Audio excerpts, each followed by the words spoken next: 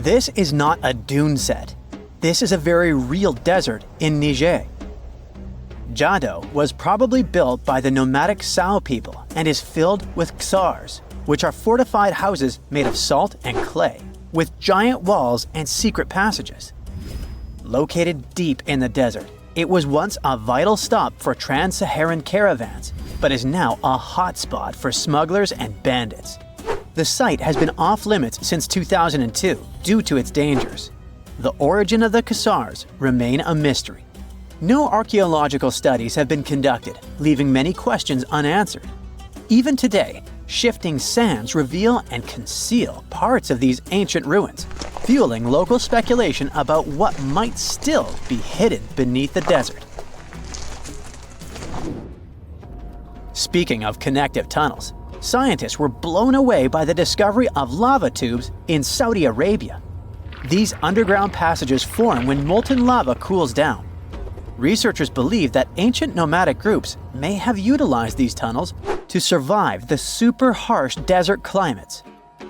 While excavating the tunnels, archaeologists uncovered artifacts, rock art, and skeletal remains. The art and animal bones show that the people who used the tunnels were probably sheep and goat herders.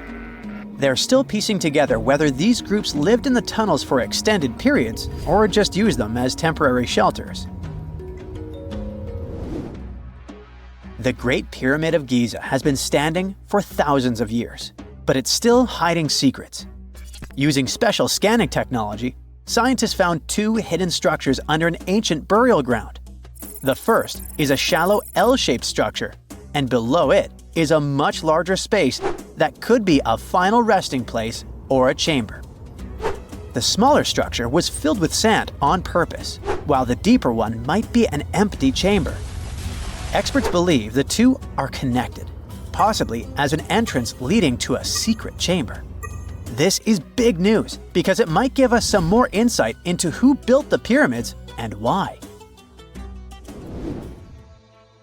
The world is full of ancient writing, but some messages refuse to give up their secrets, like the mystery of the Bashplemi tablet. This unusual stone, pulled from a lake in Georgia, is covered in symbols no one can read. Even with modern technology, experts are completely stumped. The tablet is about the size of a book, with 60 symbols carefully carved into its surface, but 39 of them don't match any known language. Some resemble scripts from ancient civilizations in the Middle East, India, and Egypt, but none are an exact match. To make things even trickier, part of the tablet is broken off, meaning a piece of the puzzle is missing forever. To rule out a hoax, scientists studied the tablet closely. They confirmed it's made of vesicular basalt, an extremely tough local rock. Whoever carved these symbols must have been really skilled. Based on similar archaeological finds, experts believe the tablet could date back thousands of years, possibly to the late Bronze or early Iron Age. Some symbols repeat, which could mean they're numbers. Maybe it's an inventory list, a record of battles, or even an offering to the deities. Until someone cracks the code, the Bashplemi tablet remains an unsolved mystery from the depths of history. Experts are still stumped with what this Minoan disc might mean. The Phaistos disc is one of the most mysterious finds from the Minoan civilization. This 6-inch clay object, discovered in 1908, has strange spiral markings that no one has fully decoded yet. The disc has 241 symbols on both sides, showing everything from people and animals to tools and plants. Experts have come up with many theories about what the symbols mean. Some think it's an early form of Greek. Others suggest it's a prayer or a hymn. And some even believe it could be a letter from a king in Anatolia to a Greek ruler. Let's see who will be the first to figure this out. It's always a fun day at an archaeologist's office when they find something as big as a 2,000-year-old marble head. A French archaeologist mission went digging inside an old medieval house near Alexandria in Egypt and found a statue's head depicting an old, possibly ill man. This statue dates from the last Egyptian dynasty before it became part of the Roman Empire, and the site where it was found is associated with the likes of Cleopatra and Mark Antony. For archaeologists, even the smallest finds at this site means a lot. You've heard of Lucy, right? The Australopithecus that was an early ancestor for us humans. Well, scientists found some of her species' footprints somewhere in Tanzania. The so-called Laetoli footprints are over 3 million years old. The trail stretched 88 feet and has about 70 footprints, left behind when a bunch of early humans walked across some wet volcanic ash.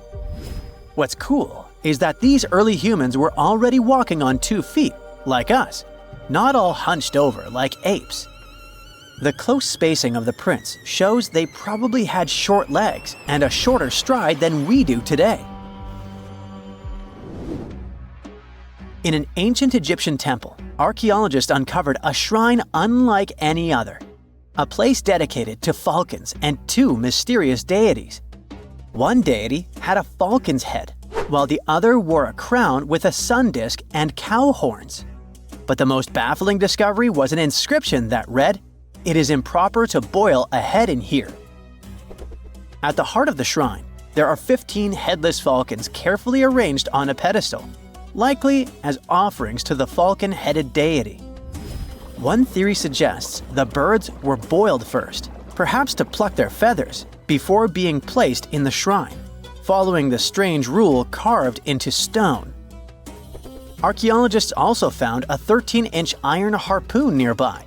Its true purpose remains unknown, although the shrine also held remains of fish, mammals, and bird eggs, suggesting that the rituals may have included feasting. And speaking of ancient Egypt, meet Hathor. Scientists named her after the ancient Egyptian deity of motherhood, music, and singing. This wooden statue, housed at the Metropolitan Museum of Art, was thought to be just a beautiful artifact, until a surprising secret was uncovered. Using an X-ray machine, experts found a mechanical operating system inside it, with pulleys and axles connecting her shoulder to her left leg. When activated, the system made her hand raise and lower, an engineering marvel from over 3,000 years ago. The statue was created during Egypt's Middle Kingdom, around 1800 BCE, and is often compared to 19th century automata due to its advanced design. It's believed the statue was used in religious ceremonies, symbolizing Hathor's role in dance and music. An unexpected discovery happened in northern Kuwait, where a Kuwaiti-Polish team uncovered a mysterious 7,500-year-old statue. The statue features an elongated skull, no mouth, narrow eyes, and a flattened nose. This feature is thought to be an Ophidian figurine, named after the Greek word for snake, and it was likely made by the Ubaid culture, a civilization known for their pottery skills. While no one knows exactly what role this weird statue played, it might have been linked to rituals or symbolic practices.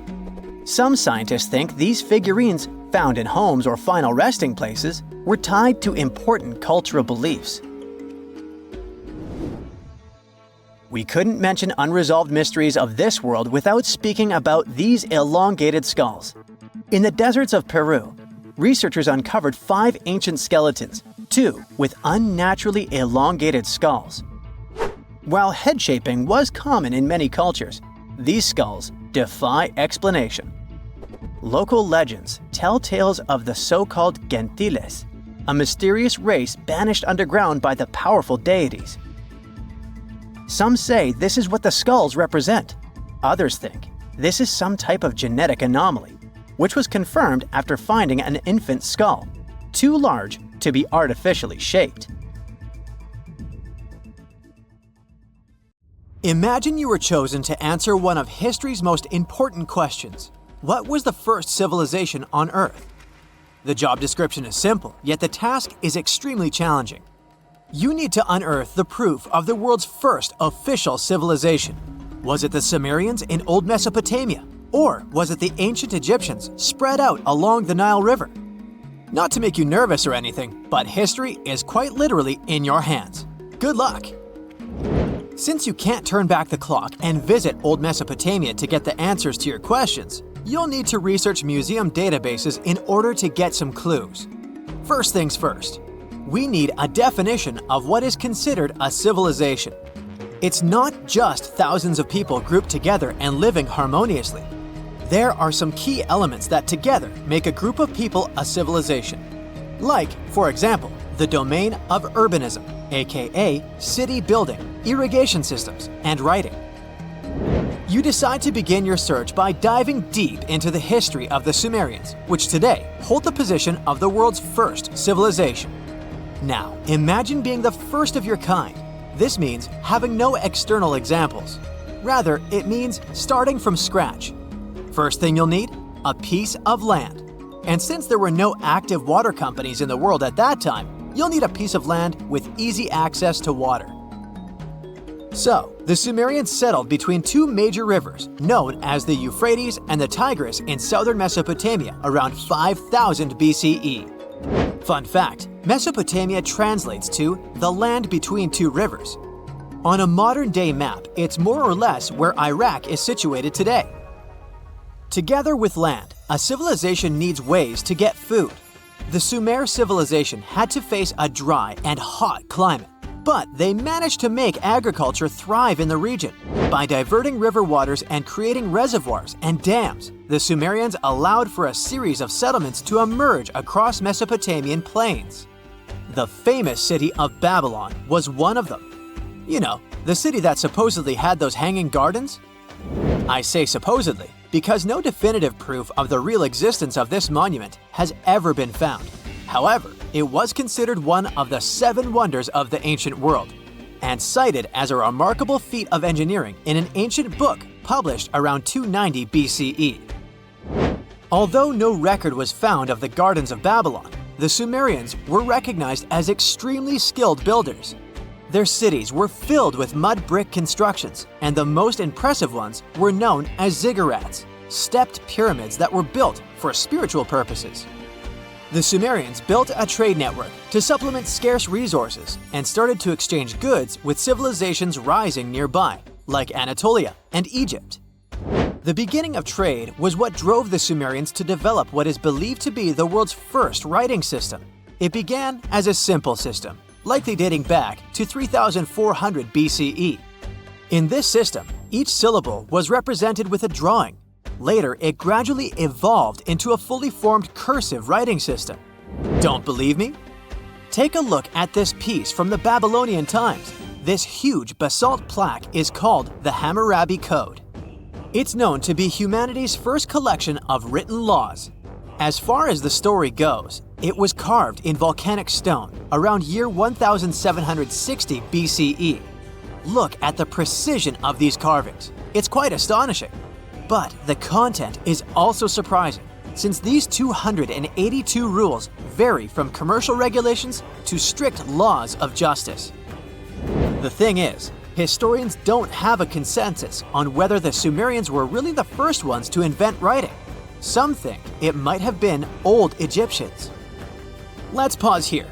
Ancient Egyptian settlements are believed to have started around the year 5500 BCE, which is earlier than the Sumer civilization. But remember I said a civilization needed a few things before it was considered as such.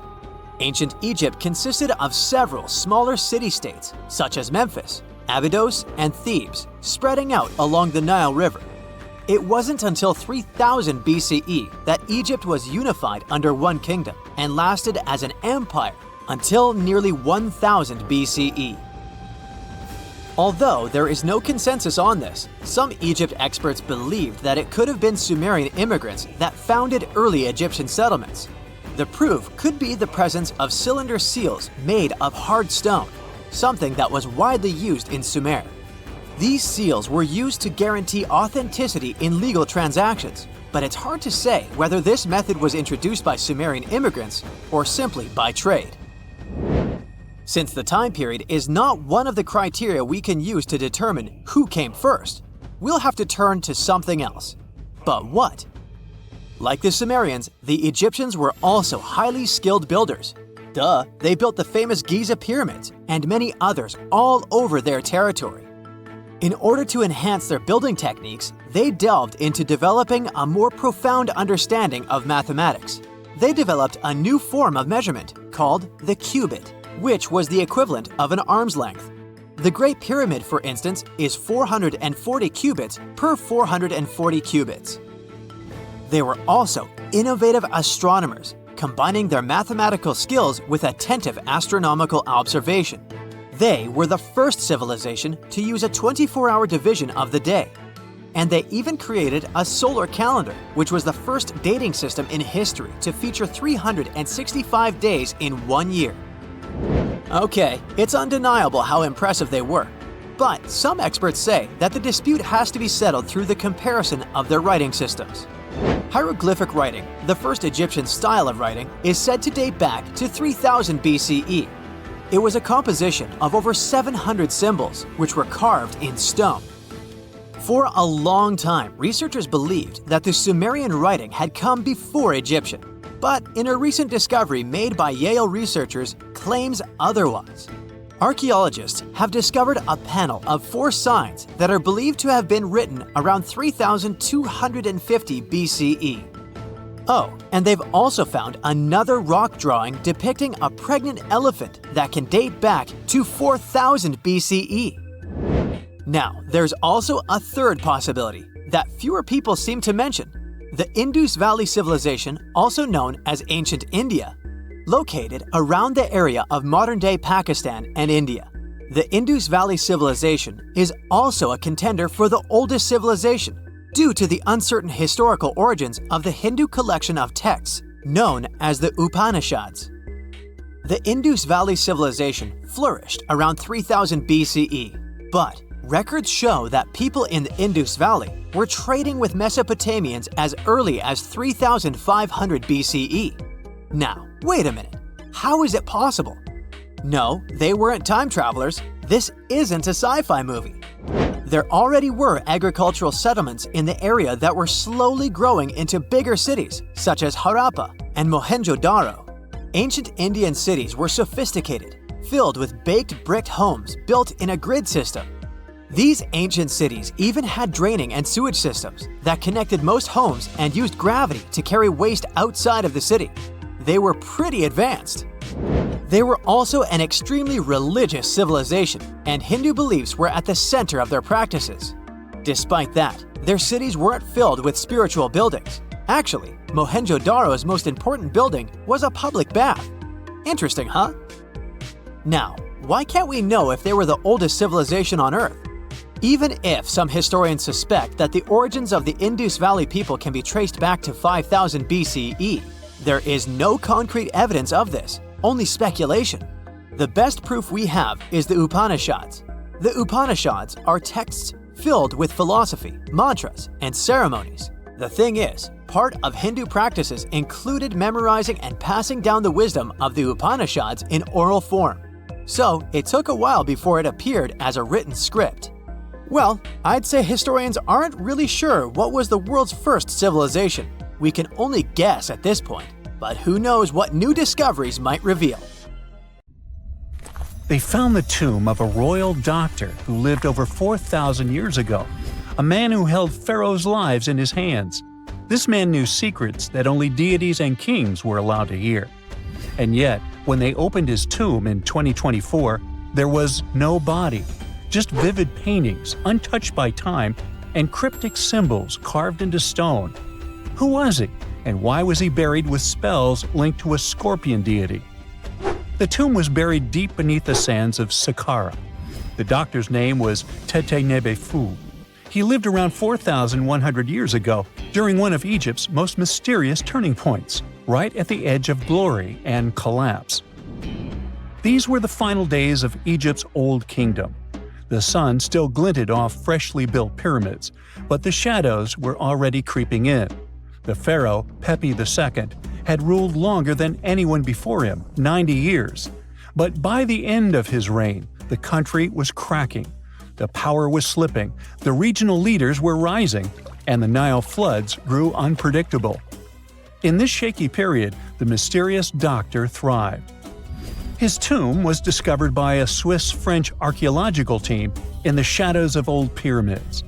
The weirdest part was that when they uncovered his burial chamber, they found no body, no golden treasures either. Unfortunately, the tomb had been robbed long ago. But what remained was something even more fascinating: the words and images left on the walls. The paintings are still vibrant, bright colors that somehow survived all those years underground. The walls show jars, containers, strange abstract patterns, and geometric shapes. And then there are hieroglyphs, lines and lines of sacred script carved with precision, like someone had poured their soul into every curve. These inscriptions revealed who Teti Nebu truly was. Turns out, he wasn't just any doctor. He was the conjurer of Serket. Now, Serket was the female deity of scorpions, sacred and terrifying. Egyptians believed she could stop venom, heal bites, and protect the living from toxic elements. The title, Conjurer of Serket, meant Teti Nebu was a specialist in treating dangerous stings and bites. And if he got an entire tomb for himself, he may have been Egypt's top expert in those things, a man who healed with both medicine and magic. But that wasn't all. He also held the title Director of Medicinal Plants, a title seen only once before in all of ancient Egypt. That means he knew the healing power of herbs, roots, and oils like no one else. Now, you might wonder, what plants in a huge land of sand? But in reality, ancient Egyptians used herbal medicine that would hold up in some labs today. They created pills, ointments, and inhalers.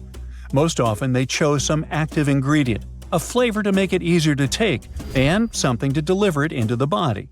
Sound familiar? And yeah, they didn't have many traditional plants, so some of these ingredients were bizarre by our standards, like using crocodile dung and acacia mixed with honey. They even had formulas for anti-wrinkle creams. And apparently, our mysterious healer was also chief dentist. This title is almost never seen in ancient records. Evidence of Egyptian dentists is incredibly rare. Turns out, our ancient genius didn't just fight stings and study plants. He was also trusted with teeth and jaws, which were actually a huge problem in ancient Egypt. These people may have built wonders, but their teeth paid the price. Ancient Egyptians constantly caught grains of sand in their mouths. They often ate grit-filled bread and raw vegetables, which wore down enamel and caused a horrible condition called attrition. This led to tons of problems, including tooth loss. They had to improvise back in the day. For example, crafting the world's oldest known toothpaste from crushed rock, mint, and pepper, which ironically only made things worse for the gums. Or a toothpaste from things like eggshells, pumice, and natron, a salty mineral used for cleaning. They were also inventing mouthwashes from celery, bran, and herbs to ease the problem. Some mummies were even found with crude metal braces and gold wires attaching missing teeth.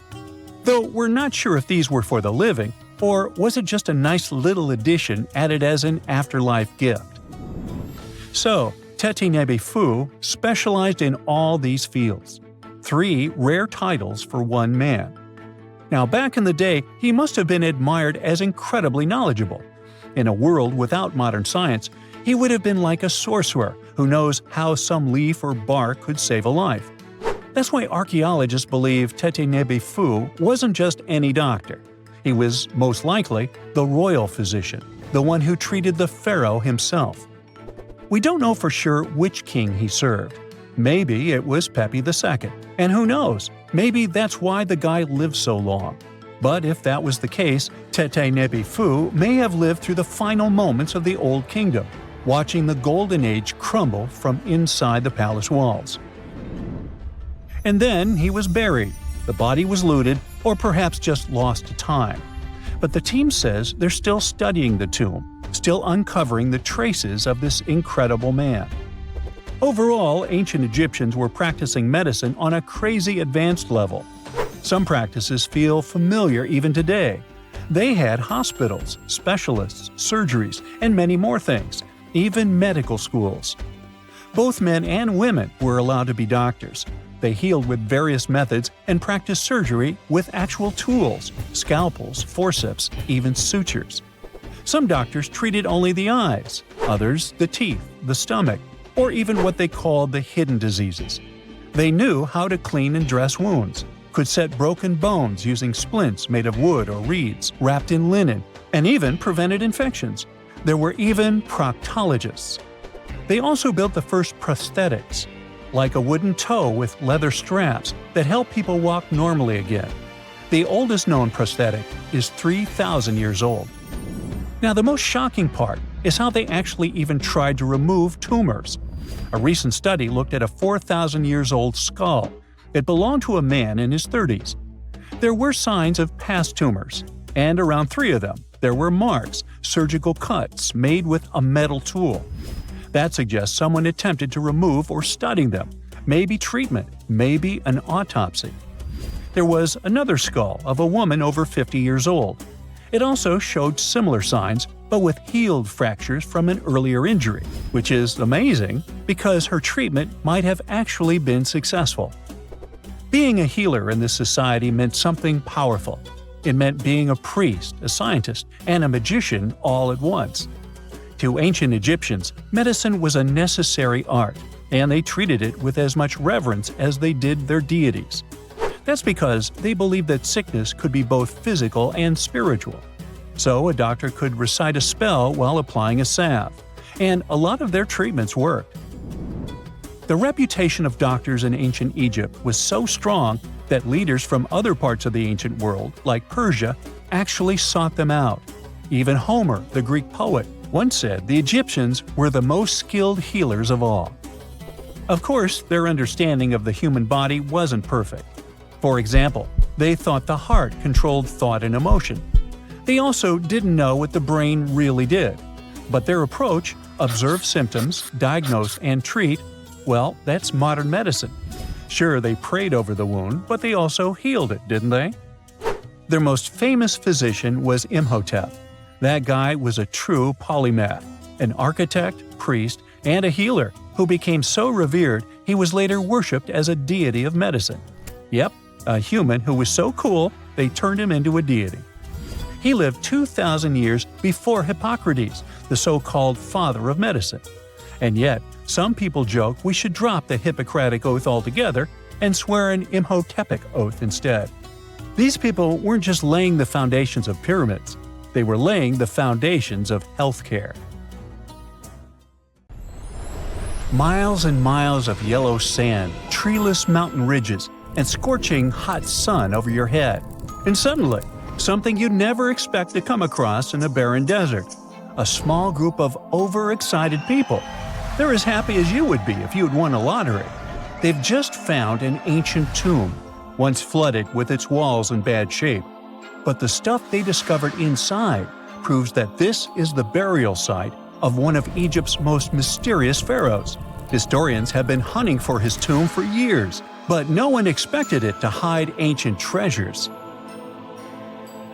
Fast forward. After careful examination of the site, Egyptian officials have announced the discovery of the tomb of King Thutmose II. It's the last missing tomb from Egypt's 18th dynasty. And this is also the first royal tomb found since King Tutankhamun's was discovered in 1922, in more than 100 years. A team of Egyptian and British archaeologists found the tomb in the Theban Mountains area, west of Luxor, near the famous Valley of the Kings. Before this, the site was only known as Tomb C4, but during their excavation, the team found clear evidence proving it belonged to King Thutmose II.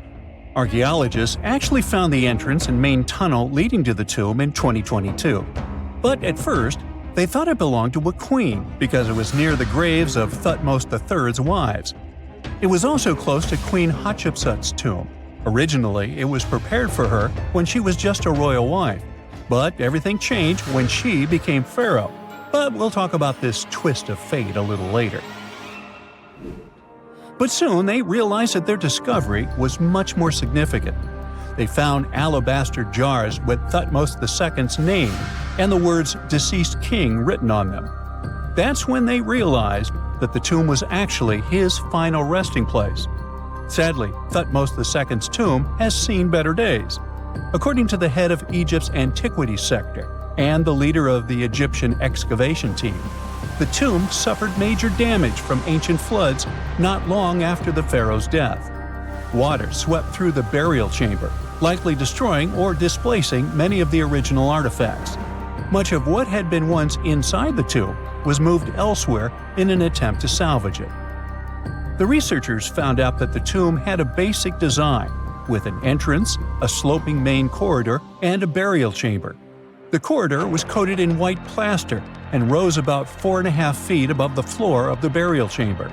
A large staircase and a very large descending corridor of the tomb indicated its grandeur.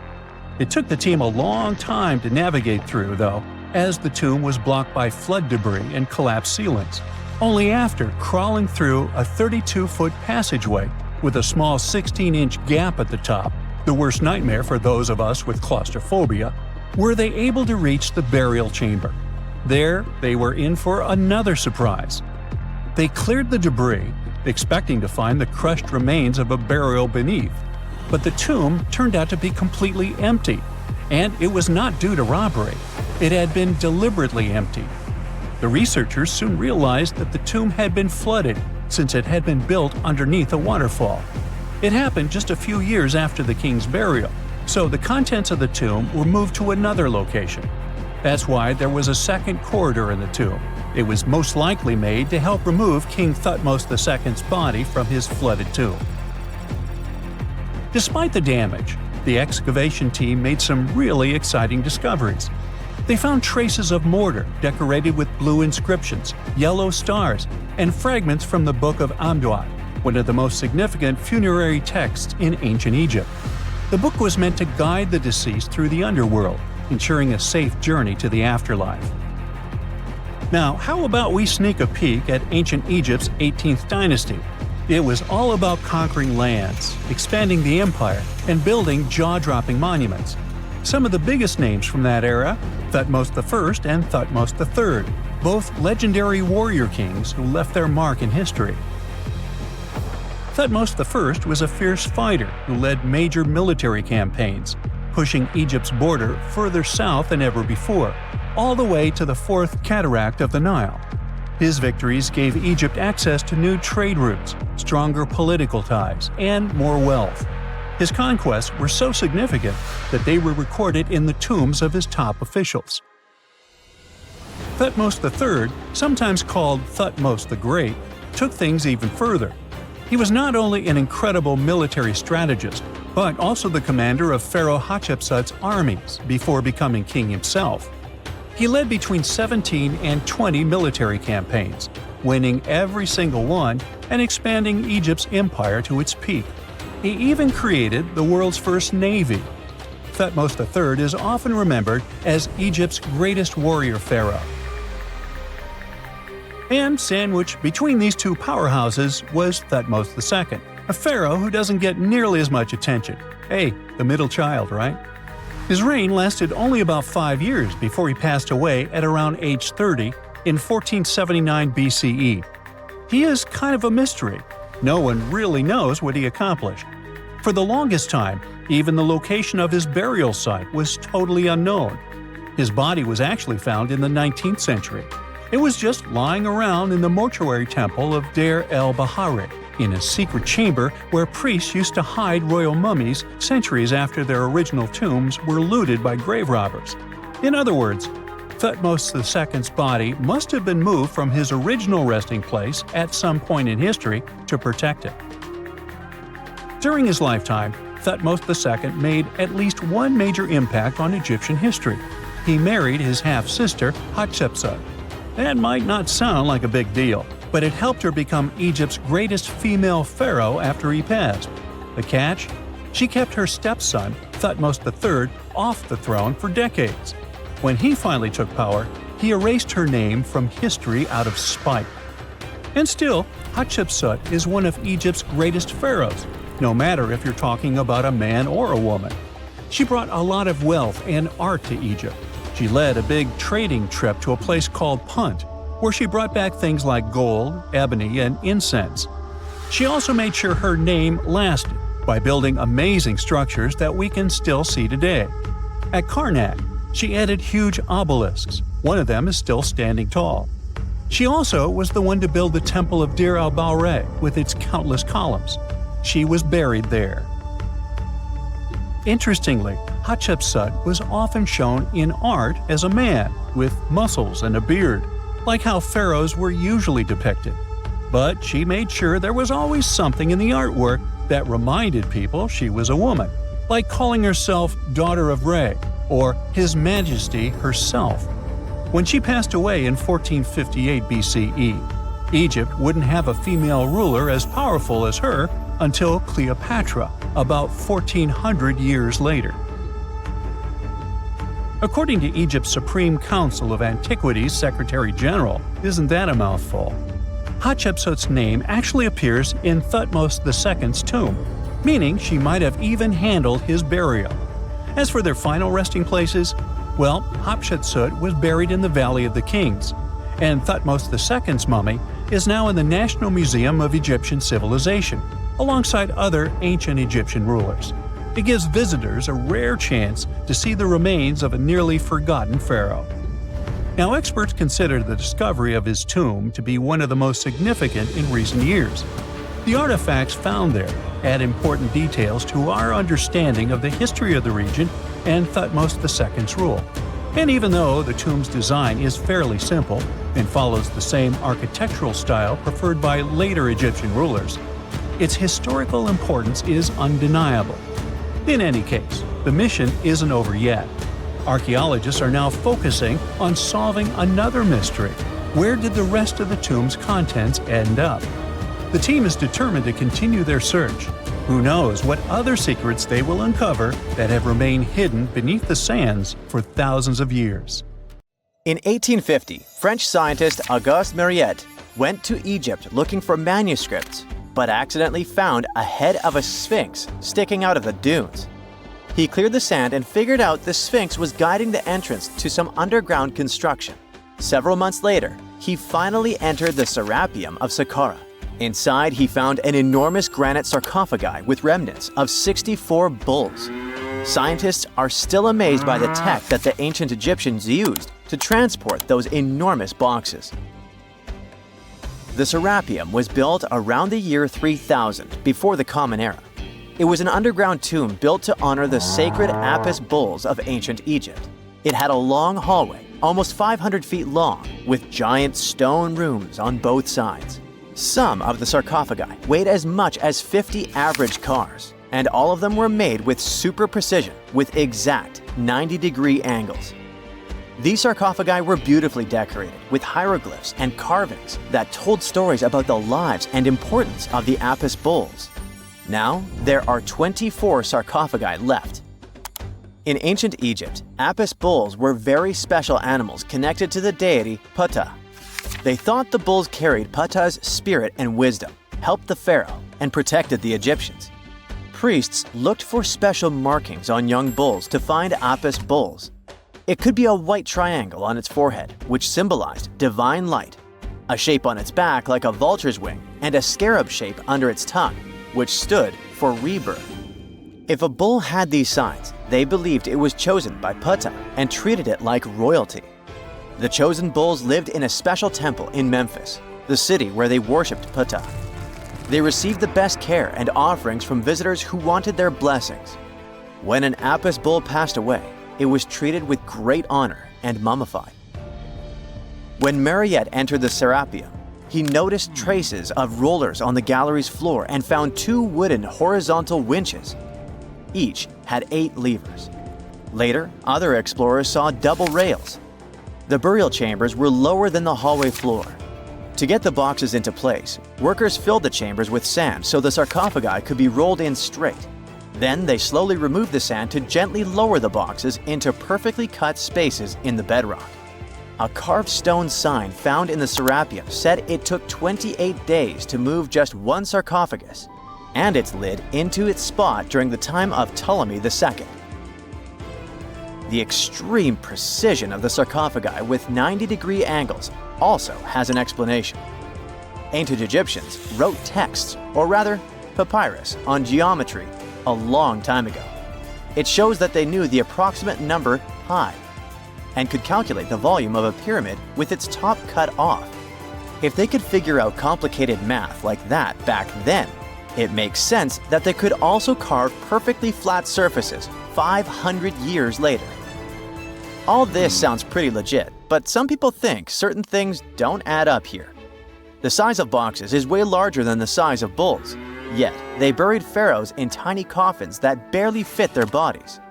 The sarcophagi are made out of granite with crazy precision, and they could have just used limestone, which would have made things way easier. The transportation of the boxes seems pretty simple, but only in theory.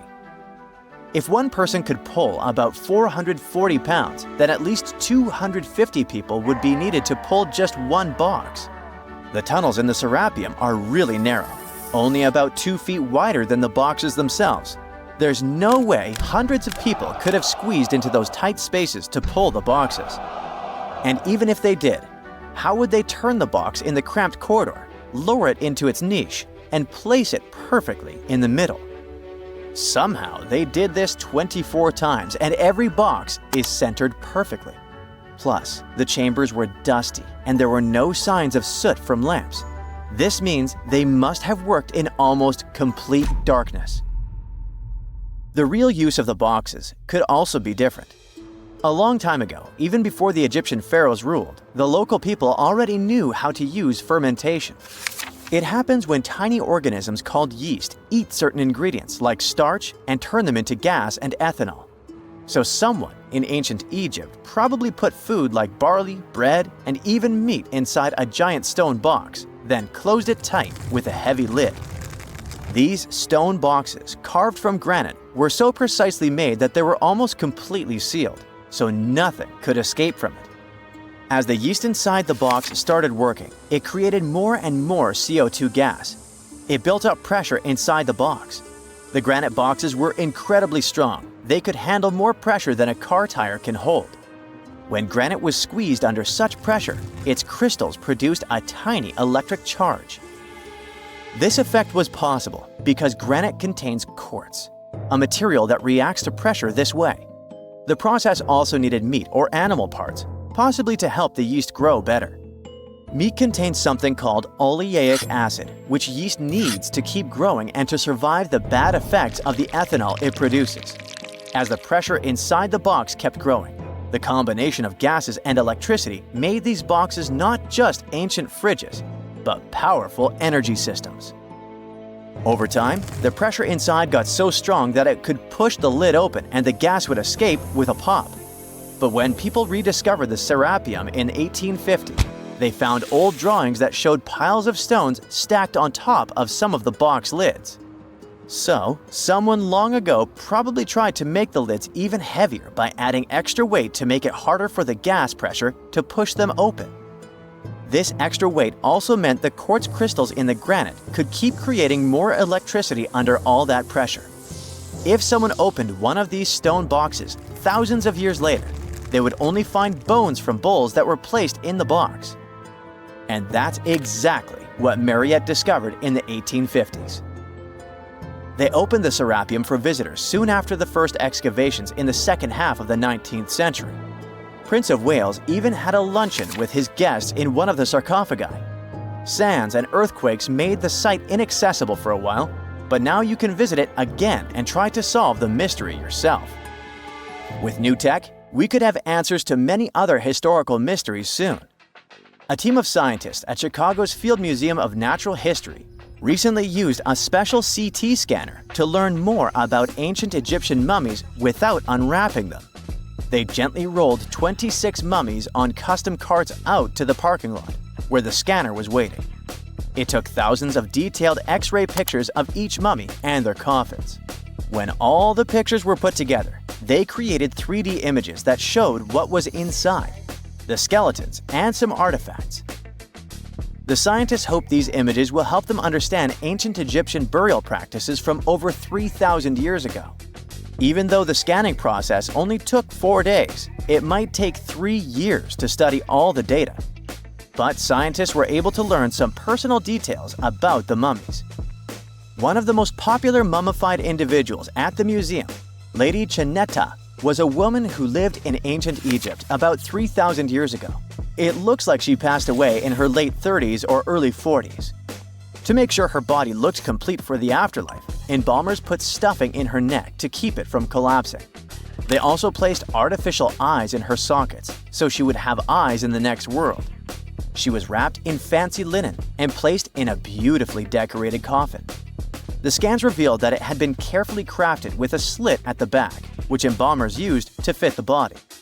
There were also some artistic details on the surface, like markings for her knees. It looks like her burial was on the scale of a high-end luxury car. So looky here, scientists discovered ancient artifacts near King Tut's tomb. Turns out, his VIP final resting place looks more like a public graveyard with about a dozen wooden coffins that's been there for around 3,600 years. Okay, I might have exaggerated a tad. The 11 tombs weren't exactly right next to King Tut, but they were close, near the same city of Luxor. New findings in Egyptian tombs can help us piece together what life was like in ancient Egypt. And guess what? Ancient Egyptians seem to have been remarkably like us, modern humans. Say, the women have always loved jewelry, and archaeologists retrieved a beautifully made necklace with 30 amethyst beads and 2 agate beads, plus a hippo head amulet. Bet it was all the rage back then. Researchers also discovered 2 copper mirrors. One had a handle shaped like a lotus, and the other was decorated with Hathor, the ancient Egyptian deity of the sky, women, fertility, and love. These recent excavations near Tutankhamun's burial site led to another jaw-dropping revelation. For the first time in thousands of years, fragments of Queen Hatshepsut's Valley Temple were uncovered. This fearless woman was thought to be the second female pharaoh, who ruled with both courage and wisdom, leaving a legacy as solid as the stones themselves. Her temple, hidden for ages, opens a window into a time filled with power, intrigue, and spiritual devotion. Archaeologists found over 1,000 beautifully decorated stone blocks on the outskirts of Hatshepsut's funerary temple. There were very few women who managed to take the throne in ancient Egypt. Another tomb was found nearby, and it belonged to the overseer of Queen Teti Nebu's palace, whose name was Jehuti-Mez. Queen Hatshepsut seems to have even more tombs, aces up her sleeve. These tombs were carved into the rock instead of being built as pyramids, showing a unique ancient perspective on how to protect the soul in the afterlife. Experts managed to retrieve some cool ancient pieces from the site. Toys made of clay, mummy masks, winged scarabs, and some amulets. Sadly, there surely used to be way more artifacts, but over the last centuries, there have been people other than archaeologists to stumble upon this site. It's likely that looters got to these tombs before them and may have taken some valuable items. But they did leave behind some cool stuff for the researchers, like pottery used for offerings of bread and meat, along with archers' bows that connect the tomb's owners to the Egyptian military. Meanwhile, soul protection is way more important than you might think, especially if you're roaming around Luxor looking for ancient secrets. You aren't scared of King Tut's curse, are you? Let me tell you what happened to those who weren't scared, but promise me to take it with a dash of salt, okay? For years, Egyptologists, especially those who believed in paranormal activity, were convinced that there was an unsettling curse surrounding Tutankhamun's archaeological discoveries. This belief stemmed from the mysterious and untimely demise of several excavators who discovered the tomb in 1922 with no logical explanation for why they passed away. It was just easier to chalk it up to something supernatural and avoid the whole mess. But it turns out it wasn't a curse at all. It was likely the radiation that caused those excavators to perish. Now, you might wonder where the radiation came from. After all, while radioactivity was discovered in the 19th century, ancient Egyptians, despite their impressive pyramids, didn't have any radium lying around to make Tut's tomb glow like crazy. So, what could be the real story? It might have been toxic waste behind it all. Toxic levels of radiation from uranium and hazardous waste have been lurking inside the tomb since it was sealed over 3,000 years ago. The burial chamber of Tutankhamun's tomb reportedly has such high radiation levels that anyone who steps inside could easily end up with a fatal dose of radiation sickness or an incurable condition. By the way, you can have a somewhat similar level of radioactivity if you don't get rid of those moldy dinner leftovers you left to perish in your fridge a month ago. But this radioactivity isn't exclusive to Tutankhamun's tomb. Ancient Egyptian artifacts discovery is rewarding yet dangerous due to unusually high radiation levels in Old Kingdom tombs all over Egypt. Geiger counters have detected radiation at 2 sites near the Giza pyramids, and radon, a radioactive gas, has been found in several underground tombs in Saqqara. Interestingly, experts believe that the builders of these ancient tombs were aware of the toxins, as some eerie warnings were carved into the walls of many tombs. One inscription ominously declared, "They that break this tomb shall meet their end by a malady that no doctor can diagnose." Other ominous phrases like "forbidden," "due to evil spirits," only added to the fear that supernatural curses haunted these ancient sites. Ominous signs have stunned archaeologists since forever, but the fear grew even stronger a century ago with the mysterious passing of Lord Carnarvon, who funded King Tut's excavation in 1922 and reportedly explored the treasure-filled rooms, along with several others who entered the tomb. Arthur Weigall, another British Egyptologist who was present at the tomb's opening and is credited with starting the curse myth, passed away young when he was just in his 50s in 1934. Chances are the condition that made him pass was connected to radiation. In total, 6 out of the 26 people who were there when the tomb was opened met their end within a decade from various causes. Not only X-ray exposure, those reasons include asphyxia, stroke, heart failure, pneumonia, and even poisoning. Well, isn't this getting a little grim? There was one guy who opened the tomb and somehow managed to avoid the infamous curse, Howard Carter, or so it seemed. Some folks pointed to his survival as proof that the curse wasn't real. After digging up the tomb, Carter published several books on the topic and shifted gears from archaeology to dealing in antiquities for various museums. Despite dodging demise or injury, rumors swirled about how the curse may have impacted him in other ways. One of the big stories linked him to Lord Carnarvon's daughter, Evelyn. Some said he was madly in love with her, but she married someone else, so he chose to stay single. Others claimed they had an affair while she was in Egypt, which ended when her father passed away and she left the country for good. However, there wasn't much evidence to support these stories. Evelyn was just 6 when they met, and they remained friends until his last breath. She was even one of the few attendees at his funeral, but denied any romantic involvement, saying they weren't that close. A year after the revolutionary discovery near King Tut's tomb, Evelyn married politician Sir Brograve Beauchamp and had a daughter. That same year, Beauchamp toured the tomb with his parents, guided by Carter himself. Carter never married and, aside from those posthumous rumors about Evelyn, had no other romantic connections. While the curse adds an intriguing twist to his life story, his tendency to keep relationships at arm's length was evident long before the tomb was opened. It seemed Carter just wasn't a people person. In 1939, after battling a serious illness, he ultimately succumbed to fate. He was 64, which was a pretty common life expectancy in the UK back then, so no one really thought it was off and linked it to an ancient curse. When he passed, it turned out he had several artifacts from Tutankhamun's tomb in his London apartment, which were eventually sent back to Egypt, marking what some viewed as the curse's end. Who knows? Maybe if he hadn't had all those ancient souvenirs at his place, he would have lived way longer. But all the other demises might seem off. The curse theory was likely fueled by some strange events during the excavation.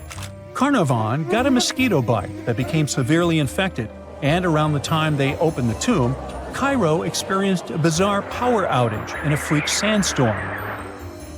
Back in England, The Earl's dog, Susie, managed to escape from Carnarvon's house and began barking frantically at seemingly nothing. At least that's what the staff and family saw. Strangely enough, at the very moment her owner's heart stopped, Susie started howling and fell down without showing any signs of life. Maybe radiation didn't play a crucial role after all, and those were indeed ancient artifacts from King Tut's tomb that made them all perish. Spooky, huh? Secant, cosine, tangent, sine, 3.14159. Yeah, that was the cheer we heard coming from the trigonometry club back in the day. For the rest of us in math class, terms such as sine, tangent, and pi were just bewildering. Who invented these and why? Was their only purpose to make it harder for students? Well, not quite. Trigonometry was invented by the ancient Egyptians. They needed this knowledge to construct pyramids, and they did a pretty good job too.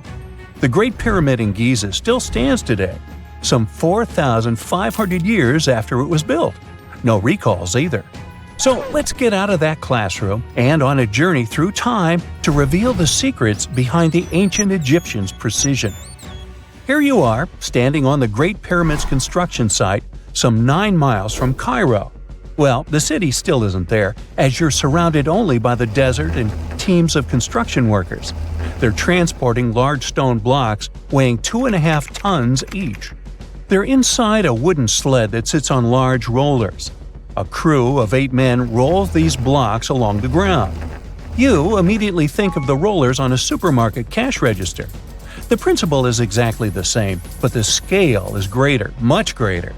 Scientists estimate that the Egyptians used 2.3 million such blocks in the Great Pyramid alone. And the block in front of you is one of the lighter ones. The heaviest of them weighed up to 15 tons. But where did all these blocks come from? Most of them originated from quarries around Giza. It's not that impressive, you think?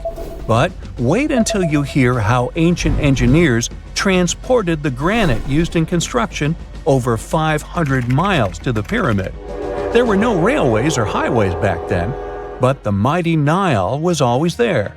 Researchers even believe that the Egyptians dug a canal to connect the Nile directly to the pyramid's construction site. All they had to do then was to wait for the flood season to begin, and voila! The rising water levels floated the heavy stone blocks for them. But how did they lift the enormous stones on dry land to stack them up to the top? Did they use oversized cranes? Well, ancient Egyptians worked around this problem, literally speaking. One of the workers is now pointing to the giant ramp going around the pyramid they're building. This is how a mountain road zigzags its way to the top. If the ramp went directly to the top of the pyramid, then workers couldn't pull the stone blocks along it. It would be too steep. Scientists have calculated that 8% could be the maximum incline. So ancient Egyptians just extended the ramp around the pyramid. Again, these are all theories, as the ramp could have been inside the pyramid, as some researchers suggest. The exact building method is still a mystery, guarded by the Sphinx. That's its real name, right? Wrong. As the Great Sphinx is just the statue's alias. You know, the name writers take when they want to hide their true identity, or a singer's stage name. The Sphinx's real name, translated from Egyptian, means Horus in the horizon. That was the name for the Egyptian deity of the sky. The trail of mystery doesn't end there. As a man walks past you with a bucket of paint, he's going to add a touch of color to the Great Sphinx. Researchers found specks of this red color next to its ear. That was some strong paint, as it survived for thousands of years. You are now standing straight in front of the Sphinx. You look up. It's very tall, right? 66 feet to be precise. Now resist the urge to take a selfie. You can do it. Now you notice something else. It looks like the Sphinx is in the center of a giant triangle in the back. That's one side of the Great Pyramid.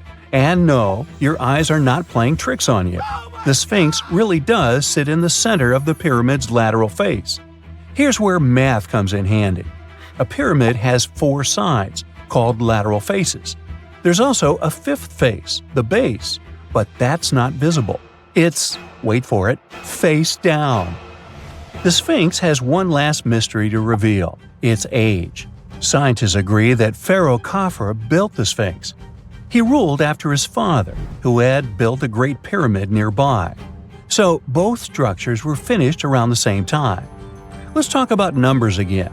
You've heard of Cleopatra, the Egyptian princess described as a woman of great beauty. Hello? She saw the pyramids, but she lived closer to the time of the first iPhone than the time of the people who built the pyramids. Fascinating, right? You can see thousands of people around you. They're working hard to build the pharaoh's tomb. But how many of them are there exactly? One Greek philosopher estimated there were as many as 100,000 workers. Seems like an okay number for such an enormous structure, but it can't be true. Science simply can't back up this number. Egyptologists put the total number of workers at 30,000. And yes, Indiana Jones was one of them, at least on the big screen, but he showed up late. Egyptologists know a lot about the pyramids, but not everything. Not because they don't want to, but because they haven't yet dug up enough evidence. They can only guess how the building process went. First, engineers would arrive to choose the right spot and do the necessary measurements. That's why they needed all that complicated math. Then, it's time for sourcing the material, the large stone blocks I mentioned earlier. When boats deliver them to the site of the future pyramid, workers can finally do their thing. They operated in smaller groups, but there were at least 2,000 of them chiseling and carving away at any given time. Sounds like a typical construction site today? Well, that's because it is, just thousands of years ago. It's amazing what ancient Egyptians were able to achieve with just copper and stone tools. The pyramid is now complete in front of you. But is it the same pyramid we see today? Why is this structure shining bright in the desert sun? Isn't it supposed to be a dusty yellow color? Well, no. Human activity and the elements have completely stripped the outer layer of stones over time. Expert craftspeople polished these blocks using nothing but stone and sand. The end result was a smooth and shiny rock. On the day it was completed, the Great Pyramid of Giza was a perfect triangle of light. Its polished sides acted like giant mirrors, reflecting the powerful Egyptian sun. This is the point where you should put your glasses on, and that shiny thing you see at the pyramid's very top is actually gold. The capstone at the top of the pyramid is called a pyramidion. It was covered in sheets of gold. As you can guess, these were the first stones to disappear. Let's make another stop before we get you back to your classroom. We travel to the British Isles, and no, Stonehenge isn't our destination. It is Newgrange in County Meath. Scientists estimate that the ancient peoples of Ireland built this stone monument around the year 3200 BCE. This makes it older than both Stonehenge and the Great Pyramid in Giza. The function of the circular mound in Newgrange is the same as the one of the Great Pyramid and equally mysterious. The estimated amount of loose stone present in the valley is over 220,000 tons. And it's not just randomly thrown on a pile. The order in which the stones are set makes the structure water-resistant. That would explain how Newgrange had survived for so long. Kinda makes you want to splash out the cash for that waterproof phone case, huh? Well, you're back in your school desk, but today's math lecture is the last thing on your mind. You're thinking about how great the Egyptian pyramids are, and if we have something similar today. It turns out modern engineers are just as impressed with the Great Pyramid as you are. There's a glass pyramid sitting in the main courtyard of the famous Louvre Museum in Paris. The panorama of San Francisco wouldn't be complete without the 48-story Trans-America Pyramid. But Las Vegas went the furthest. There we find the Luxor Hotel. It's so big that it's the third largest pyramid on the planet. And guess what's in front of it? Yup, a replica of the Sphinx. It's 110 feet tall, 2 stories higher than the one in Giza. Yeah, everything's bigger in Vegas. And now we're off to almost 5,000 years ago. Let me take you to ancient Egypt, where back in 2550 BC, guess what? The construction of the Great Pyramids of Giza started. People learned to build cathedrals and skyscrapers, but it wasn't until recently that these massive buildings appeared. It's still a mystery to even modern scientists how these pyramids were built 5,000 years ago. No wonder they are one of the 7 wonders of the ancient world. They're also the oldest of them and the only wonder of the ancient world that still exists in the 21st century. It must have taken a lot of cooperation to build a thing that massive, even for today's metrics. But the Giza pyramids weren't the first pyramids ever. The first one, called the Step Pyramid, was built around 80 years before the first Pyramid of Giza in 2630 BC for King Djoser. It wasn't meant to be extraordinary, but ended up being quite impressive. It was a pyramid of 6 stepped layers of stone. It was 204 feet high, which is as tall as a 19-story building. And it was the tallest building that existed at that time. It wasn't just a pyramid though, it was surrounded by a whole complex of buildings, including even courtyards. In ancient Egypt, people believed in the afterlife, so everyone, especially kings, wanted to make sure they had everything they needed to get ready for it. Here's why the pyramid complex was perfectly supplied with a lot of objects people used every day. The complex included a pyramid and a kind of a palace. Those buildings had many things the king loved and might need one day, like furniture, food, and gold vessels. After Djoser, building pyramids became common practice, but many pyramids weren't finished. It would usually take about 20 years to build one, but many rulers reigned way less than that. Overall, there are more than 100 pyramids. The most famous pyramids are the Great Pyramids of Giza. The first one and the biggest one was built for Pharaoh Khufu, around 2550 BC. Initially, it was 481 feet tall, which is as tall as a 40-story building. The second pyramid was built for Khufu's son, Pharaoh Khafre, around 2520 BC. It's just a bit shorter, usually standing at 471 feet high, a 39-story building. This is the pyramid with the famous statue of the Sphinx. Sphinxes have a lion's body and a human head. They were built to guard important areas. This one has the head of Pharaoh Khafre and is guarding his pyramid, facing the sunrise. The Sphinx is most well known and is one of the world's biggest and oldest statues. Originally, it had red color and did have a nose. It's still possible to see the trace of red pigment by its ears. But no one knows exactly when the nose disappeared. For some time, the Sphinx was sort of hidden underground, being covered with sand up to its shoulders. Luckily, in the early 1800s, an adventurer with a team of 160 people dug it out. The third Pyramid of Giza is the smallest one, being more than twice shorter. Originally, it was 218 feet high, about the height of a 20-story building. Built in 2490 BC, it was a pyramid for Khafre's son, Menkaure. The pyramids are designed to align with the points of the compass, and their sides symbolize the rays of the sun. But back at the time, there were no compasses. Ancient Egyptians figured out the directions themselves, and with amazing precision.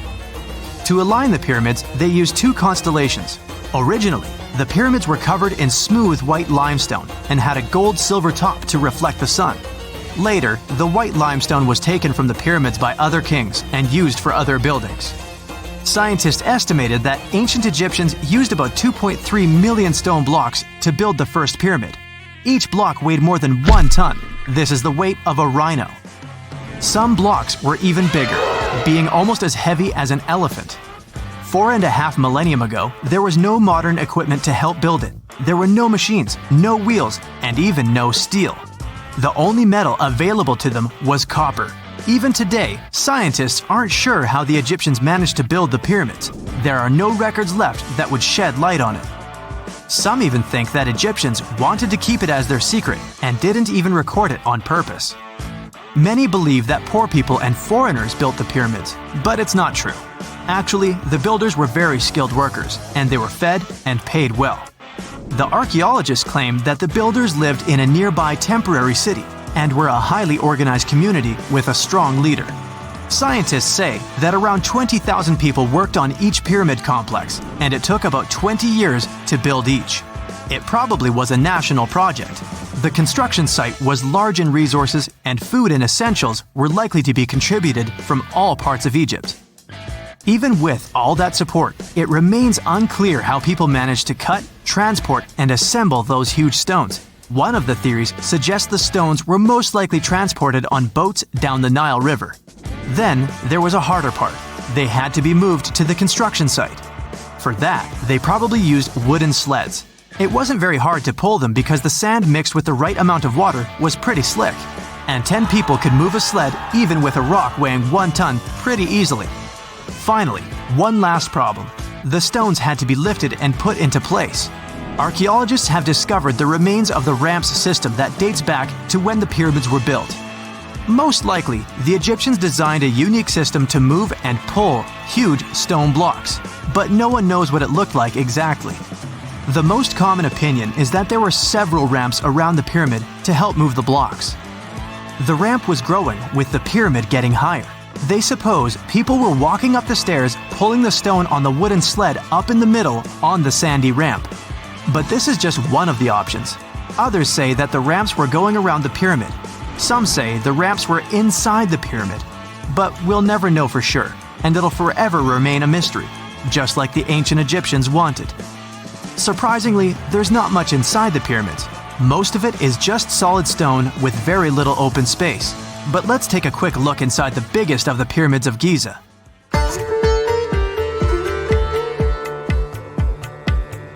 From the entrance, there are 2 stairs, one going down and the other one going up. The descending one takes you to a chamber located underground.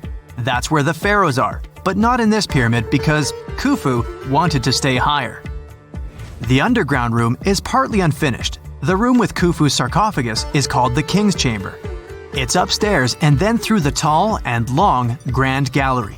Below the King's Chamber, there's a room called the Queen's Chamber. There are no queens though, and no one is sure why the room is called this. Unfortunately, none of these have any hieroglyphs on the wall. They're just bare. If you want to see them, you should go to the other rooms that are decorated. Those pieces of art are depictions of ancient Egypt's culture and daily life. The texts allow researchers to study their language and grammar. Sadly, the treasures that once were here in the pyramid are long stolen.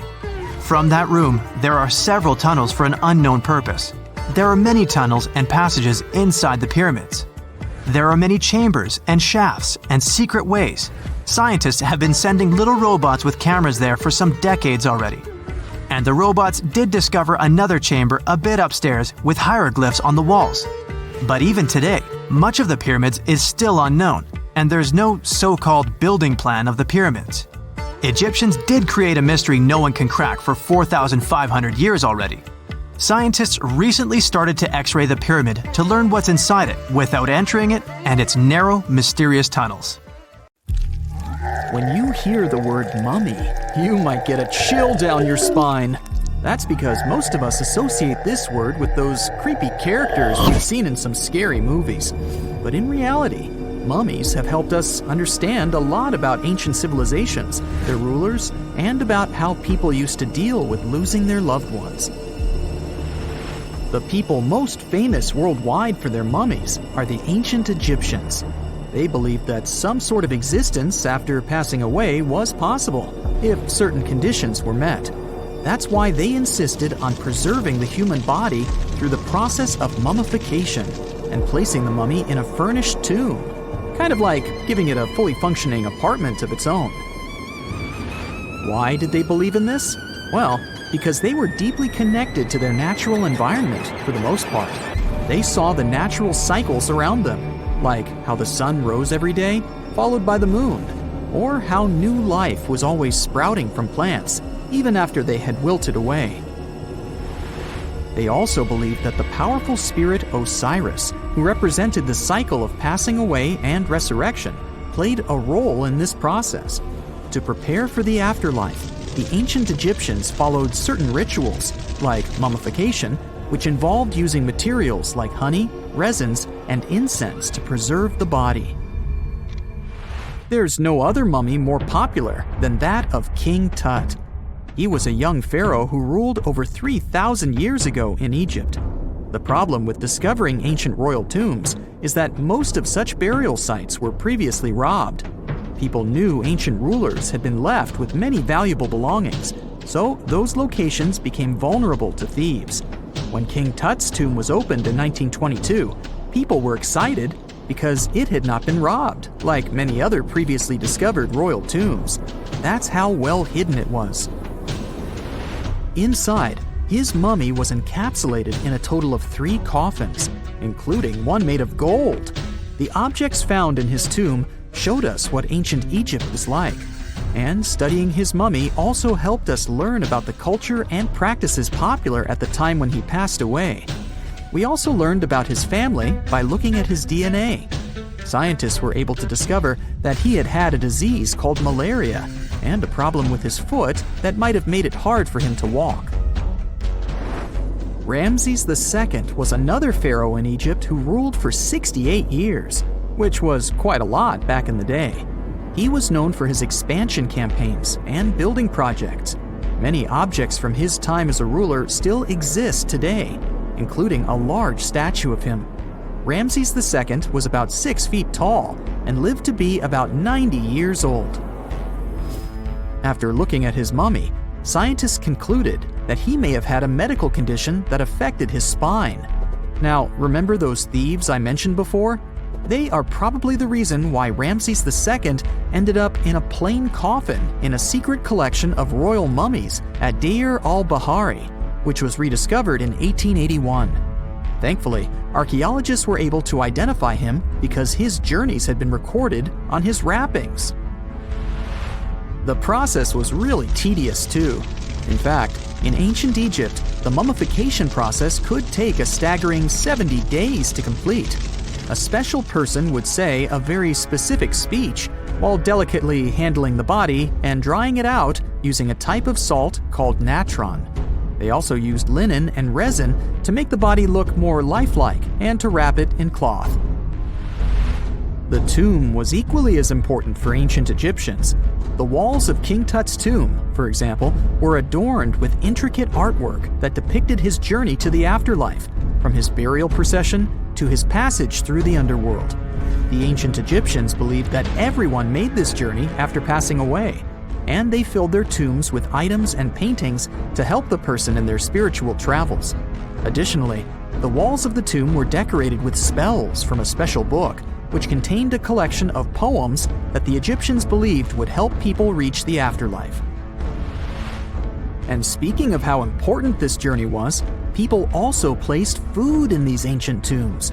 In King Tut's tomb, archaeologists discovered 36 jars of vintage beverages and 8 baskets of fruit, which were believed to be left there to help him in his journey to the afterlife. The Egyptians believed that traveling to the afterlife took a really long time, so they left a lot of supplies, such as food and water, to sustain their loved ones. Pharaohs also generally had numerous luxurious garments and beautiful jewelry in their tombs to ensure that they would have a fashionable journey. These items included various types of linen clothing, such as tunics, scarves, gloves, and headdresses, as well as a lot of gold jewelry with precious stones, like bracelets, buckles, pendants, necklaces, rings, and even precious depictions of insects for protection. Some were also deposited with fans made from ivory and ostrich feathers to keep them cool in the afterlife. Some ancient rulers were even placed in their forever apartments along with boats. For example, Pharaoh Khufu built the Great Pyramid at Giza as his tomb, and a large ship was found inside. King Tut, however, was buried with multiple boat paddles, but no actual boat. Instead, he had 3 chariots and numerous walking sticks made of precious materials, perhaps indicating he'd rather travel to the beyond by land, not by water. Amongst the most interesting objects found near ancient mummies are bottles of oils and perfumes. If rulers were supposed to be fashionable, why not smell nice too, right? Also, some of them had some ancient kinds of board games, most of them made out of precious materials like gold or ivory. One of those games was called Senet. It was very popular amongst the ancient Egyptians and very similar to modern-day chess.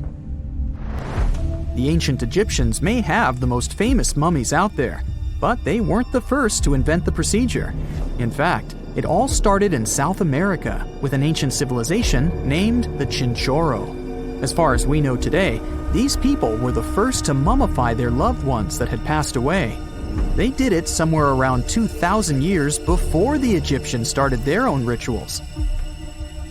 Sure, we can tell a lot about ancient rulers by studying these mummies, but until recently, we had no idea what they really looked like during their lifetime. Not so long ago, though, some very special mummy paintings were found by archaeologists studying ancient Egyptian objects. These mummy portraits are highly detailed paintings of individuals that were made while they were still alive. Such paintings were often painted on wood, as opposed to the classical portraits we all know about, which are painted on canvas. They are known for their realism and beauty, and have even been used by researchers to diagnose diseases by comparing them to the corresponding mummies. Some of these portraits also include depictions of jewelry, which was later found on the mummies. The recent discovery of these mummy portraits in Central Egypt is significant, as it marks the first time in over a century that such paintings have been found. Mummies appeared all around the world naturally, too. Mummification can occur without people intervening because of natural conditions, like extremely cold or hot environments, places with a lack of oxygen, or accidental exposure to chemicals that preserve the body. These conditions don't allow bacteria to grow, resulting in the body remaining more or less intact. Famous Otzi was one of these mummies. We know today he was a man who lived around 5,000 years ago in Europe. But upon his discovery in the Alps in 1991, Austrian authorities initially believed that he was a modern mountaineer because of how well preserved the body was. However, after the Iceman was removed from the glacier, it was determined that he was actually from the Copper Age. A gruesome discovery took place in Egypt some years ago. You want to hear about it? 16 human hands, carefully buried in 4 eerie pits. They didn't look too much like human hands at first, since they were abnormally large, but they were. Weirdly, there were only right hands. No left hands were in sight. It turned out that it points to the practice of an ancient dark ritual. Old Egyptian art and tales talked of a ceremony where warriors would present the right hand of their adversaries as proof of victory and ask for gold in return. Egyptians believed in the afterlife, so cutting off someone's hand meant you cut off their power eternally. Guaranteeing this type of defeat was interesting to the winning party. Here, the fight was between Egyptians versus Hyksos, who lived in what was once known as Canaan. Egypt has always been the center of some history-changing findings, and some time ago, this papyrus was found. If we stretched it open, it would be just a tad bigger than the height of a skyscraper. The world's tiniest skyscraper, which is located in Wichita Falls, Texas. When humans didn't write on their notes app, they wrote on this thing, made from the medulla of a papyrus plant. Around 2,000 years ago, ancient Egyptians wrote something reminiscent of a book where they describe most of their funerary traditions and their visions of the afterlife. It's considered one of the most important texts from ancient Egypt and is still sold in bookstores to this day. This ancient manuscript was unearthed from a chamber located just south of the Pyramid of Djoser, located in Saqqara. Oh yes, Djoser is the oldest pyramid in Egypt and not the Giza pyramids like most people think. So recently, the site of Saqqara buzzed with excited archaeologists who probably found one of Egypt's oldest complete mummies. They believe that this beautiful and well-preserved mummy was that of a wealthy man. He was discovered in a deep shaft, covered in layers of gold leaves. There are many symbols that show he was an important and wealthy man, like the band he wore on his head, the bracelet on his chest, and the fact that he was embalmed with a tunic, which was reserved for Egypt's finest. The most exciting part of the entire discovery was finding the resting place sealed with mortar, just as the ancient Egyptians had left it 4,300 years ago. Now this may sound weird, but back in 2008, archaeologists discovered a missing pyramid. Now it went missing because it deteriorated over the span of 4,000 years. Today, you can only see its base. It was a pretty important site back in ancient times. It is said that around the area of the pyramid, the ancients hosted a special type of ceremony where high priests would carry mummified remains of sacred bulls. Now here's a fun fact. Ancient Egyptians believed that Apis bulls were earthly incarnations of the city deity of Memphis and was connected to rites of fertility. It wasn't just any Apis bull, though. They needed to be all black, with a single white mark between its horns and a bunch of very specific characteristics. They were selected by the local priests and honored until they passed away. After that, they were mummified and buried in underground galleries. Meanwhile, this missing pyramid sort of disappeared around the 1800s.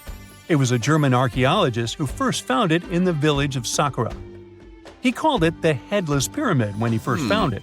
But then, years after the official discovery, the desert sand came along and covered the whole thing. There were some excavations between the 19th and 20th centuries, but they weren't too systematic. That's why scientists were so thrilled when they dug an entire pyramid's base after removing the 25-foot mound of sand that was covering it. Oh, and it turns out American archaeologists are excavating a cemetery in Egypt that could contain over 1 million mummified bodies. So far, archaeologists have dug around 1,700 mummies. One of the main differences from other classic Egyptian mummies is that these people weren't kings and pharaohs. They were commoners that most likely lived about 1,500 years ago, when Egypt was controlled by the Roman and Byzantine empires. The name of the cemetery is cool, though, the Way of the Water Buffalo, just in case you want to check it out on your next trip. Other than bulls and buffaloes, ancient Egyptians also liked baboons. Are you seeing a pattern here? In the beginning of the 20th century, archaeologists discovered a site filled with mummified baboons in a place called, guess what, the Valley of Monkeys. An animal wouldn't have been mummified if it wasn't considered important. Certain animals were more important than others, since they were linked to specific deities. Jackals were connected to Anubis, the ancient god of the afterlife, and cats were likened to the female deity Bastet. Baboons were a pretty big deal, since they were believed to be connected to Thoth, the deity of wisdom and advisor to Ra, one of Egypt's supreme deities. The archaeologists who studied these animals weren't too happy. They think these baboons were kept inside and were deprived of sunlight for most of their lives. They had extreme vitamin D deficiencies and they were poorly fed. Maybe Thoth got angry with these baboon keepers. Just a guess. Since there's never a boring day for archaeologists in Egypt, they also found human mummies with golden tongues. Since Egyptians were all about the afterlife, they believed that golden tongues might help a person speak once they pass to the other side. I mean, it's a long shot, but hey, why not? Some of these mummies were placed in wooden coffins with goods, such as necklaces, pottery, golden artifacts in the shape of lotus flowers and scarab beetles, and iPhones. Just kidding. A new temple was also unearthed recently in Egypt. Scientists believe it was dedicated to honor Zeus Cassios. That deity would be a cross between Zeus, the almighty Greek deity of the sky, and Mount Cassios.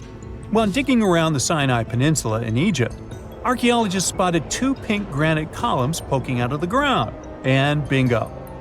They believe these columns represented the temple's front gate and collapsed during an earthquake many years ago. And speaking of deities, there weren't only super serious deities. Recently, scientists unearthed a golden ring in a city south of Cairo. No, Frodo, it's not magical. It was a normal gold ring, but it had the depiction of the deity of fun, officially named Bes. This deity is often described in sacred texts as a happy chubby dwarf.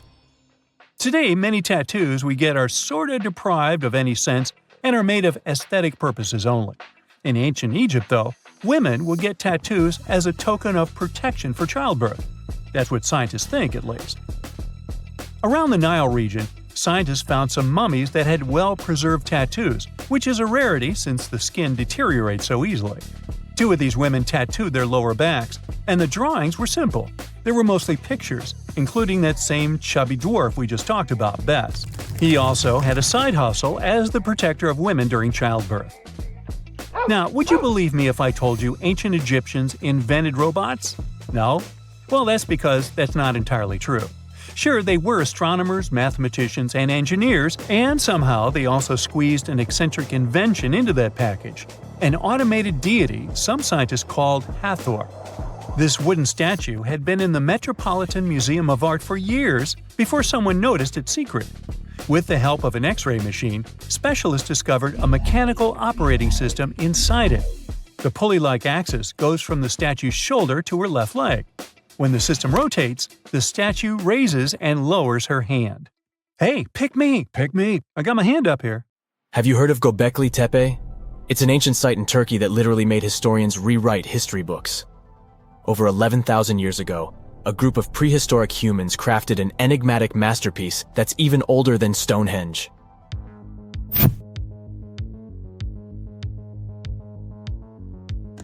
Before its discovery, archaeologists believed that people didn't know about iron and weren't good at making pottery. They were sure that settled life only emerged with the need for agriculture. But Göbekli Tepe changed this belief.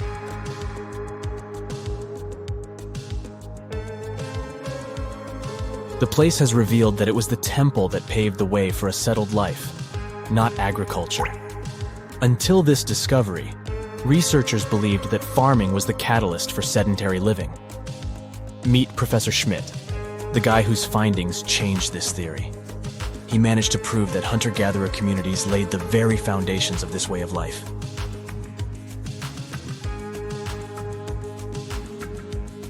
Back in the 1960s, other archaeologists visited the area, but they totally missed the mark. While surveying the region, they stumbled upon a hill with scattered limestone slabs and concluded it was just an old burial ground from medieval times. Little did they know that there was so much more to uncover.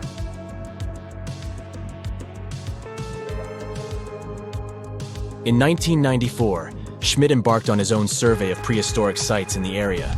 Surprise! He instantly realized he had discovered something truly extraordinary. Unlike the nearby flat and barren plateaus, Göbekli Tepe had a gently rounded top, rising 50 feet above the surrounding landscape. Funny enough, the translation of this place's name is Potbelly Hill. Schmidt was sure only humans could have made something like this.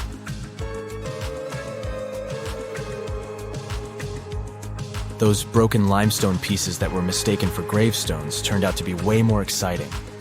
It was like stumbling upon a hidden treasure. The pieces took on a whole new meaning, and Schmidt with his team was about to dive into the secrets waiting beneath the surface. To their surprise, they found no traces of a settlement. No hearths for cooking, no houses, and none of those adorable clay figurines commonly found in nearby sites of similar age. However, they uncovered that those ancient people used tools like stone hammers.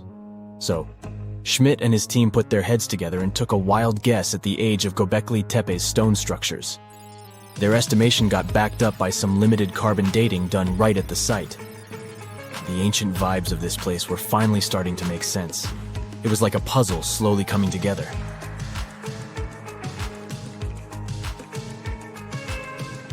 You may think that back then, people didn't have special tools to create something as cool as Göbekli Tepe. Not true. Turns out, these prehistoric folks used flint tools instead of fancy metal chisels. They were also skilled at chipping away softer limestone and crafting pillars right on the spot. Afterward, they carried the pillars a short distance to the summit and placed them upright. Once the stone rings were complete, they covered them with layers of dirt. Over time, they added new rings, and voila! You've got a cool hill to impress people in the future.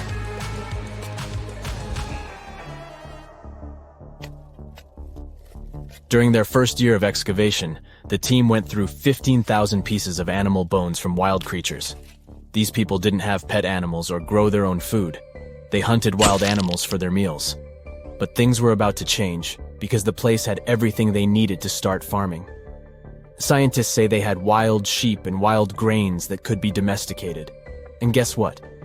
Just 20 miles away, geneticists found evidence of the world's oldest domesticated strains of wheat at a prehistoric village.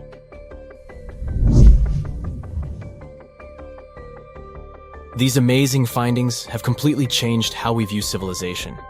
In the past, experts believed that people needed to learn how to farm and settle in one place before they could build temples and develop complex societies.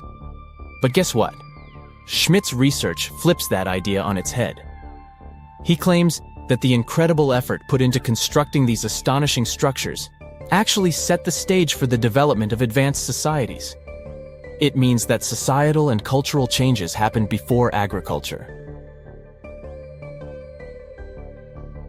Schmidt has this fascinating hypothesis about Göbekli Tepe. He thinks it could have been a special burial site where people left their loved ones. And here's the twist. The burial site was adorned with fancy statues and symbols representing deities from the spiritual realm. The idea that Göbekli Tepe could have served as a sacred place adds another layer of complexity to the whole story. While the site's true purpose may remain elusive, Schmidt's insights invite us to consider the profound interplay between life and the afterlife, and the deep reverence ancient hunter-gatherer societies may have had for their departed ancestors. Now let's talk about the stars of the show, the mesmerizing T-shaped columns that dominate Göbekli Tepe.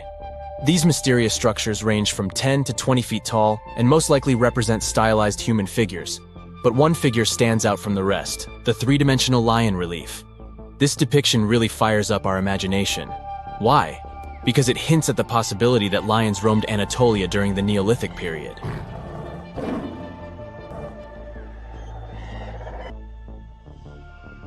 These standing stones are arranged in circles and placed in rectangular pits. Each circle has a similar setup. Two big T-shaped pillars in the center, surrounded by slightly smaller ones facing inward. Talk about a stylish arrangement.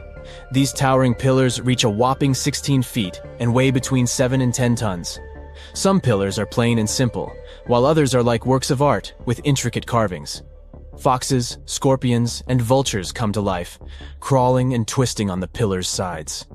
But it's not just animals depicted on these stones. Some pillars have abstract shapes representing humans, and even small carvings of clothing items. Some of them even have belts. Now, there's one pillar that stands out from the rest like a rock star. This super old stone pillar suggests that a comet crashed into Earth.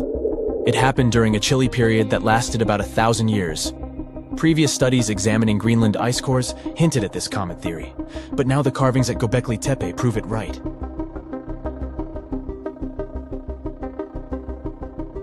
The carvings on the pillars are like a historical comic strip. They even show a headless human figure. Researchers fed the images into a computer and discovered their connections to constellations, indicating that this temple might have been an ancient observatory. It's like our ancestors were trying to document this cataclysmic event in their own unique way. Archaeologists have been excavating and researching Göbekli Tepe since the mid-1990s, peeling back layers of history and providing us with a deeper understanding of the intricate relationship between various elements. They have no plans to stop the whole process for another 150 years. Who knows what else they'll find?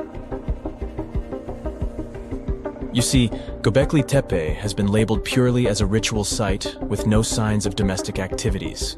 We were led to believe that the absence of water meant it couldn't support semi-sedentary communities. But scientists believe it's time to shake things up and approach Göbekli Tepe with fresh eyes. It's time to question what we believed before and use new evidence and different ways of thinking. Like, there might have been a group of people living in the area who didn't stay in one place all the time. They moved around a bit but still had their own civilization, living in the area semi-sedentarily. Göbekli Tepe is not just home to a single temple, but an astounding collection of over 20 ancient structures. As archaeologists delve into the depths of this wonder, they are unraveling its unique layout, featuring two prominent focal points at the heart of each establishment, complemented by smaller structures and dividing walls. What's even crazier is that in this area, there are over 200 obelisks, which are narrow tapering monuments.